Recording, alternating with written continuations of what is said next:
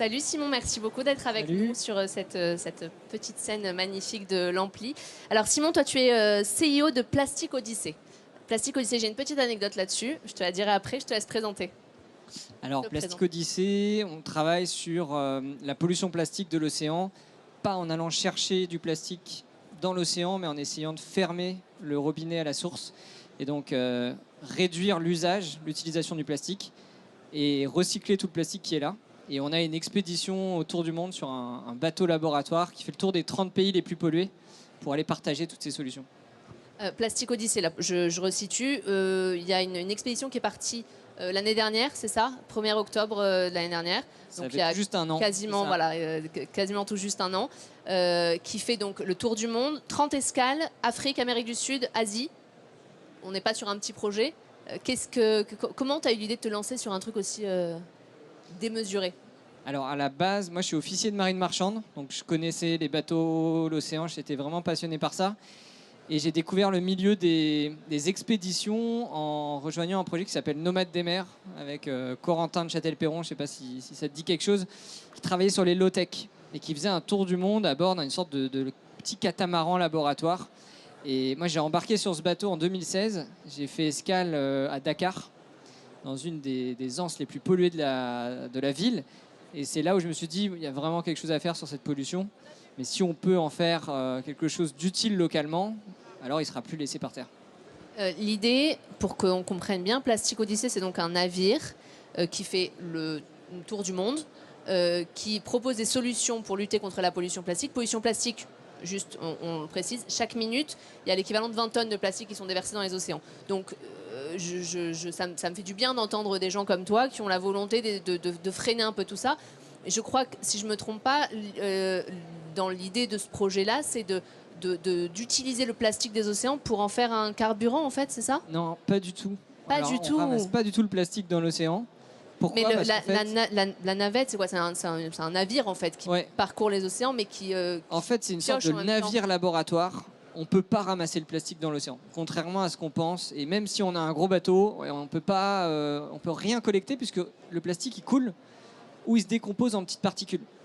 Ce qui fait qu'à la surface des océans, il y a moins d'1% du plastique qui flotte. Et donc quand on navigue, on voit rien. On voit pas d'île de déchets. Toutes les photos qu'on peut voir, c'est des photos qui sont là pour illustrer, mais qui sont prises le long des côtes en général.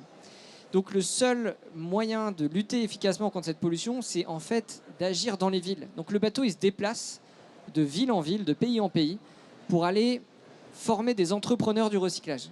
Et donc à chaque escale, on accueille une dizaine d'entrepreneurs, qui sont des entrepreneurs locaux, et qu'on va accompagner pour monter des micro-usines et faire en sorte que ces déchets soient transformés pour en refaire des matériaux de construction, par exemple, des choses qui peuvent être utiles localement. Donc vous allez dans ces pays principalement touchés par la pollution plastique et vous leur mettez clé en main, en fait, une solution pour moins polluer, c'est ça? L'idée, c'est vraiment plutôt d'accompagner des professionnels du recyclage qui vont... alors quand on parle de recyclage, ça n'a rien à voir avec ce qu'on fait en France. C'est souvent critiqué. Nous, l'idée, c'est de stocker ces déchets qui sont déjà là pour en faire des objets directement, des matériaux de construction, et créer des économies locales. Et donc ces entrepreneurs, en général, ils sont déjà dans la collecte, le tri, et on les aide à aller plus loin pour aller transformer ce plastique. Donc on développe des micro-usines dans des containers, dans lesquels on retrouve les différentes machines qu'il faut pour passer d'un déchet et en faire quelque chose d'utile. Un pavé, par exemple, pour les trottoirs, des planches pour remplacer le bois, des tuiles pour les toits des maisons, qui vont du coup stocker des tonnes et des tonnes de déchets et éviter qu'ils soient laissés par terre. Donc sur ce navire qui parcourt un peu tous les quatre coins du monde, il y a qui, en fait? C'est des explorateurs? C'est des ingénieurs? Ouais, l'équipage, c'est très varié puisqu'on a une dizaine de marins, on a 9 marins de commerce, donc professionnels.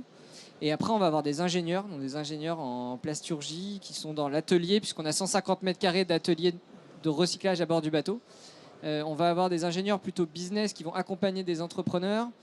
On a une partie de l'équipe qui s'intéresse à la réduction du plastique, qui accueille des scolaires. On a jusqu'à 700 enfants qui viennent par escale pour les sensibiliser et faire en sorte qu'on consomme moins de plastique à terme. Et puis on a aussi des reporters embarqués qui vont raconter cette histoire. On sort un film à la fin du mois, un film documentaire. Donc l'idée, c'est aussi de pouvoir diffuser toutes ces solutions qu'on rencontre. Pourquoi? Pour les rendre faciles d'accès, c'est ça? C'est ça, en fait, le recyclage, ça date pas d'hier. Mais le problème, c'est que... C'est pas recyclé. Il y a un vrai problème avec ça. On ne sait pas recycler. On a recyclé moins d'1%, je crois, du plastique qu'on a utilisé depuis une cinquantaine d'années. Donc on ne sait pas recycler. Techniquement, tout est possible, tout est facile finalement. Mais c'est le modèle économique qui est compliqué. Et donc le challenge, c'est d'arriver à apporter des solutions qui marchent techniquement, mais qui soient aussi viables économiquement. Il y a un modèle économique derrière.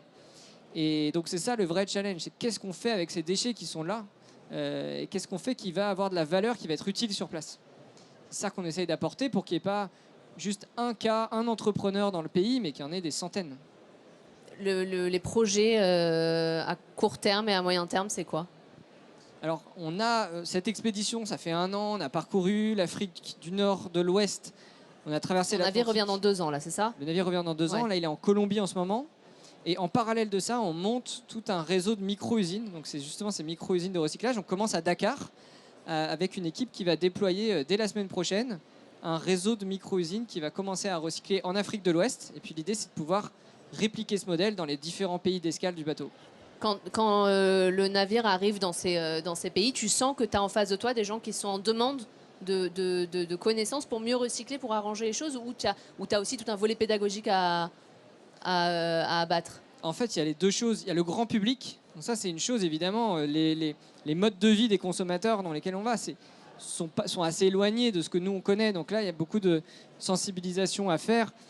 Mais par contre, il y a un engouement énorme d'entrepreneurs, en tout cas de gens qui ont envie de se lancer et de résoudre ce problème. République dominicaine, on a eu quasiment 300 candidatures pour participer à cet appel à projet, à cette sorte d'incubateur à bord du bateau. Et on n'en sélectionne que 10. Donc il y a un vrai engouement énorme autour de ça. De gens qui veulent partir avec toi pendant 3 ans, enfin avec toi, avec les explorateurs pendant 3 ans? Qui ne veulent pas partir, mais qui veulent venir sur le bateau pour se former et potentiellement monter des usines derrière. Et donc là, on a eu 300 entrepreneurs de République dominicaine. On a dû louer une salle, faire des masterclass avec 200 personnes parce qu'il y avait trop de demandes. En fait, on s'est dit, on ne peut pas laisser tous ces gens-là et en prendre que 10. Donc il faut faire les choses en grand.